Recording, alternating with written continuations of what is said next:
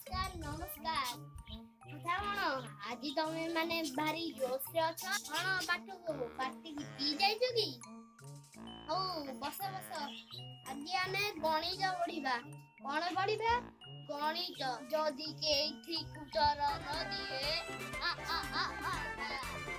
ମୁଁ ହେଲେ Rowdy master. ମୁଁ ଗଧିଆ ପିଲାଙ୍କ ପିଠିରେ କଣ କରେ? ସାର୍ ଢିଞ୍ଚା ଢିଞ୍ଚା। ଏବେ କୁହ, 2ରେ 2 ମିଶିଲେ କେତେ? ସାର୍ 4। ମୂର୍ଖ, ପିଠି ଦେଖାଅ। ମୁଁ ତମ ପିଠିରେ ଢିଞ୍ଚା ଢିଞ୍ଚା କରିଛି। ହେଲେ ତା ଆଗରୁ ଉତ୍ତରଟା ଶୁଣି ରଖ। 2 ଅଛି, ତା ପାଖରେ 2 ରଖିଲେ କଣ ହବ? 22।